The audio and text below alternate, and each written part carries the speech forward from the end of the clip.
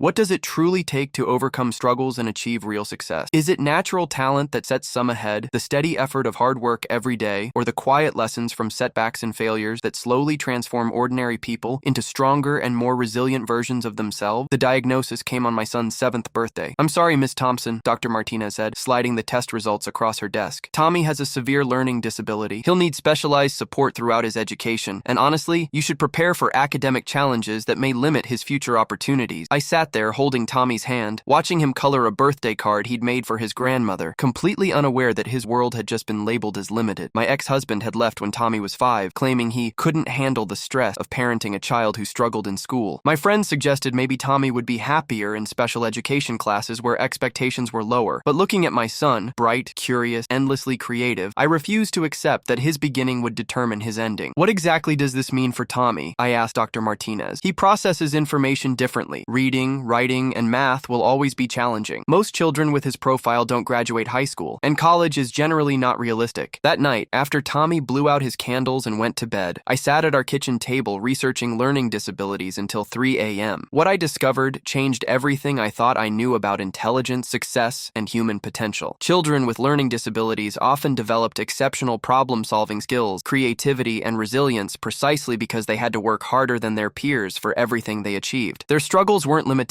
They were different pathways to capability. The next week, I met with Tommy's teacher, Mrs. Davidson, who'd been teaching for 30 years. "Tommy is sweet, but he's falling behind," she said, showing me his test scores. "Perhaps we should consider placing him in our special needs program where he won't feel so overwhelmed. What if instead of lowering expectations, we changed approaches?" I suggested. "What if Tommy's learning differences could teach us better ways to help him succeed?" Mrs. Davidson looked skeptical. "Ms. Thompson, I understand your desire to help your son, but some children simply aren't meant for academic success. We need to be realistic." Walking home, I made a decision that would reshape both our lives. If the system couldn't see Tommy's potential, I'd learn to see it myself and teach him to see it too. I started by observing how Tommy learned best. While he struggled with traditional reading, he could remember complex stories when they were told aloud. Math problems confused him on paper, but he could solve them using physical objects. Written instructions overwhelmed him, but he followed visual demonstrations perfectly. Tommy wasn't learning disabled. He was learning different. Every evening after work, I transformed our kitchen table into a learning laboratory. We turned math problems into building projects, practiced spelling by writing words in sand, and explored science through hands-on experiment. "Mom, why do I have to learn things the hard way?" Tommy asked one night, frustrated by a reading exercise that seemed impossible. "Tommy, you don't learn things the hard way," I said. "You learn things your way. And once you figure out your way, you might be better at it than kids who only know the easy way." The breakthrough came 6 months later during a parent-teacher conference. Mrs. Davidson was reviewing Tommy's continued struggles with standardized tests when she mentioned something that stopped me cold. "Tommy has been helping other students during group projects," she said. "He seems to understand concepts in ways that help him explain them differently to children who are also struggling." "What do you mean?" "Well, yesterday Maria was crying because she couldn't understand a science concept. Tommy drew a picture and used blocks to show her how it worked. Within minutes, she understood. It was quite remarkable." That evening, I asked Tommy about helping Maria. "She was thinking about it the same way I used to think about it," he explained. "But then I figured out a different way to think about it, so I showed her." Tommy had developed teaching abilities that came directly from his own learning struggle. Because he'd had to find alternative approaches to understanding concept, he could now help other students who weren't succeeding with traditional methods. This insight led me to propose something radical to the school. What if Tommy became a peer tutor for other students who were struggling? "That's unconventional," said Principal Johnson. "Tommy is the one who needs help, not the one providing it." But Mrs. Davidson, who'd witnessed Tommy's teaching abilities firsthand, supported the idea. "He connects with struggling students in ways that successful students often can't." The peer tutoring program started small, just Tommy working with 3 other students who were falling behind in various subjects. The results were immediate and remarkable. Students who'd been failing began improving when Tommy showed them alternative ways to approach problems. His patience, creativity, and deep understanding of what it felt like to struggle made him an exceptional teacher. "Tommy doesn't make me feel stupid when I don't understand," said Jessica, a 4th grader who'd been struggling with reading. "He just shows me different ways to try until one of them works." By the end of the school year, Tommy's students were all passing their classes, and other teachers were requesting his help with their struggling student. More importantly, Tommy's own academic performance had improved dramatically. Teaching others had reinforced his own understanding and built his confidence in ways that traditional learning never had. "Tommy has found his strength," Mrs. Davidson told me during the final parent conference of the year. "He may never be a traditional student, but he's become something more valuable, a bridge between different ways of learning." Middle school brought new challenges, but also new opportunities to apply what we'd learned. Tommy's reputation as someone who could help struggling students preceded him. him, and teachers began incorporating his insights into their classroom strategy. "Tommy, how would you explain this concept to a student who learns differently?" became a regular question from his math teacher, Ms. Rodriguez. His suggestions, using visual aid, breaking complex problems into smaller steps, connecting abstract concepts to real-world examples, improved outcomes for many students, not just those with learning differences. But the moment that crystallized everything came during 8th grade when Tommy was invited to present at the district's Educational Innovation Conference. "My name is Tommy Thompson," he said, standing before an audience of teachers, administrators, and education specialists. "I have a learning disability, but I've learned that having a learning disability doesn't mean you can't learn. It means you learn differently." He explained how his struggles had taught him to approach problems creatively, to persist when first attempts failed, and to understand material deeply enough to teach it to others. "The things that made school hard for me are the same things that make me good at helping other kids who think school is hard," he said. "My learning disability became my teaching ability." The audience, educators who'd spent careers working with struggling students, gave him a standing ovation. After his presentation, Dr. Patricia Williams, a university education professor, approached us. "Tommy, what you've discovered about learning differences is exactly what our teacher training programs need to understand. Would you be willing to work with us to help future teachers learn better ways to support diverse learners?" At 15, Tommy became the youngest consultant in the university's education department, sharing his experiences with graduate students who were preparing to become teachers. "The students who struggle the most," he told them during his first guest lecture, "often understand learning in the deepest ways. They can become your best teachers if you let them." High school guidance counselors initially tried to steer Tommy toward vocational programs, assuming college wasn't realistic for someone with his learning profile. But Tommy had different plans. "I want to study education," he told them. "I want to learn how to help other kids like me discover their strengths." The college application process was challenging, but Tommy's unique background and demonstrated expertise in alternative learning methods made him a compelling candidate. His admissions essay began, "I used to think my learning disability was something I needed to overcome. Now I know it's something I can use to help others." He was accepted to 3 universities with scholarships specifically designed to support students who'd overcome educational challenges. During his freshman year at State University, Tommy joined Dr. Williams's research team studying effective interventions for students with learning differences. "Tommy brings something to our research that no amount of academic training can provide," Dr. Williams explained to her colleagues. "He understands both the struggle and the solutions from lived experience." His research focused on peer tutoring programs and how students with learning differences could be trained as learning specialists for their classmates. The pilot program he developed was implemented in local middle schools with remarkable results. Students with various learning differences were trained to tutor other struggling students, creating supportive learning communities where differences were seen as assets. "What Tommy has shown us," reported the study's findings, "is that students who've had to develop alternative learning strategies often become exceptional teachers because they understand multiple pathways to understanding." By his junior year, Tommy was presenting his research at national education conferences and consulting with school districts on inclusive learning programs. But the achievement that meant the most to him came when he received a letter from Maria, the classmate he'd helped in 3rd grade. "Tommy," she wrote, "I just graduated from college with a degree in engineering. I wanted you to know that the way you taught me to approach problems in 3rd grade, breaking them down, trying different angles, not giving up when the first way doesn't work, those skills got me through every difficult class. You didn't just help me with one science concept, you taught me how to learn." Today, Tommy is completing his master's degree in special education while working as a learning specialist at the university's Academic Support Center. His office is filled with thank you notes from students who've learned to see their learning differences as strengths rather than obstacles. "Professor Thompson," one student wrote, "you showed me that struggling with traditional methods doesn't mean I'm not smart. It means I'm smart in different ways." The approach Tommy developed, using students' learning differences as teaching qualifications, has been adopted by over 50 universities nationwide. But when I watch him work with struggling students, I see something more profound than professional success. I see someone who transformed his greatest challenge into his greatest gift. "Mom," Tommy told me recently, "remember when Dr. Martinez said I might not graduate high school?" "I remember," I said. "I've been thinking about that a lot lately. She wasn't wrong about me being different, but she was wrong about different meaning limited. What do you think made the difference?" Tommy considered the question carefully. "I think it was learning that my struggles could become my strengths, but only if I didn't hide from them. Every time I figured out a new way to learn something, I got better at helping other people learn it too." Last month, Tommy was invited back to his elementary school to speak to current students about learning differences. Standing in the same classroom where Mrs. Davidson had first noticed his teaching abilities, he addressed a group of students who reminded me of his 8-year-old self, confused, frustrated, convinced they weren't smart enough. "I want to tell you something important," he said. "The things that make school hard for you right now might be the same things that make you really good at helping other people later." He pulled out a photo of his university student, diverse young adults who'd all struggled with traditional learning, but were now excelling in college. "Every one of these students was told they weren't college material," he said, "but they all learned that being different isn't the same as being less capable." One boy raised raised his hand. But what if I never get good at reading like the other kids? Then you'll get good at reading in your own way, Tommy replied. And maybe someday you'll teach another kid who reads the way you do. After his presentation, the same boy approached Tommy with a drawing he'd made, a picture of two students helping each other with books. "This is you teaching me," the boy said. Watching that exchange, I thought about the journey that had brought us from Dr. Martinez's limiting diagnosis to this moment of a child seeing possibility where he'd only seen problems before. Tommy's learning disability hadn't been overcome. It had been transformed. The struggles that could have defined his limitations became the experiences that defined his contributions. When parents of children with learning differences ask me for advice, I share what 15 years of this journey taught me. Success isn't about having natural advantages that make learning easy. It's not even about working harder than everyone else, though that's often necessary. Success is about learning to see struggles as information rather than verdicts, data about how you work best, not judgments about your potential. The quiet lessons from setbacks and failures don't just make us stronger and more resilient. They make us wiser about different pathways to achievement and more capable of helping others find their own paths. Tommy's story shows that what truly matters isn't whether you struggle, but how you choose to use what your struggles teach you. The children who have to work hardest to learn often understand learning in the deepest ways. And sometimes the people who are told they can't succeed become the ones who redefine what success looks like for everyone else. The validation of this principle came when Tommy received a call that would expand his impact beyond what either of us had imagined. "Dr. Thompson, this is Minister Patricia Chen from the Department of Education. We'd like you to lead a national task force on reimagining special education." At 28, Tommy was being asked to help reshape how the country approached learning differences. "Your work suggests learning differences could be resources to be developed rather than problems to be managed," Minister Chen explained. The 18-month study examined schools nationwide, identifying programs where students with learning differences were thriving. Tommy's team discovered that schools pairing struggling students with gifted peers as learning partners saw improvements in both groups. "When we stop trying to make all students learn the same way and start recognizing strengths in different learning styles, everyone benefits," Tommy reported to Congress. The resulting Inclusive Learning Excellence Act mandated that schools develop strengths-based approaches and train students with learning differences as peer learning specialists. Pilot programs in 50 schools exceeded expectations. At Roosevelt Elementary, Maria Santos, a fifth grader with autism, became the school's expert on systematic organization. James Wilson, a student with dyslexia, led writing workshops teaching creative storytelling approaches. "These kids aren't just succeeding academically," observed researcher Dr. Kim. "They're developing leadership skills that transform their entire educational experience." Tommy presented these findings at the International Conference on Educational Innovation in Geneva. Students who struggle with traditional methods often develop capabilities that traditional methods can't teach: persistence, creativity, empathy, and the ability to find multiple solutions, he told educators from 37 countries. Within months, 12 countries initiated pilot programs based on his research. The recognition that meant most came when Dr. Martinez, who delivered his original diagnosis, requested a meeting. "Tommy, I need to apologize," she said. "My diagnosis was correct about your learning differences, but completely wrong about what those differences would mean for your life. Watching what you've accomplished has changed how I approach families." Dr. Martinez had restructured her practice to help families understand children's challenges as advantages rather than limitations. Tommy's latest project trains medical professionals to reframe learning disability diagnoses as learning profiles showing different pathways to success. Last month, 10-year-old Miguel Rodriguez wrote, "Dr. Thompson, I just got picked to be a peer tutor for other kids who have trouble with reading like I do. I used to think being different meant being worse. Now I think being different means being special in a good way." Reading Miguel's letter, Tommy turned to me with the same expression I'd seen on his 8-year-old face when he'd first helped Maria understand that science concept. "Mom, do you remember what you told me when I asked why I had to learn things the hard way?" "You don't learn things the hard way," I recalled. "You learn things your way." "I think I understand now what you meant," he said. "My way wasn't harder. It was just different. And learning my way taught me to help other people find their ways too." Tommy's journey from diagnosed limitation to national education reformer demonstrates something profound about the nature of human potential. What we initially perceive as obstacles often contain the seeds of our greatest contribution. The quiet lessons from his setbacks and struggles didn't just make him stronger, they made him uniquely qualified to help reshape how society understands and develops diverse forms of intelligence. Today, because of work that began with one mother's refusal to accept limitations and one child's discovery that his differences could become his gifts, millions of students are growing up in educational environments that celebrate neurodiversity rather than trying to correct it. The boy who was told he might not graduate high school has become the man who's helping ensure that no child is ever again told their different way of learning means they have limited potential.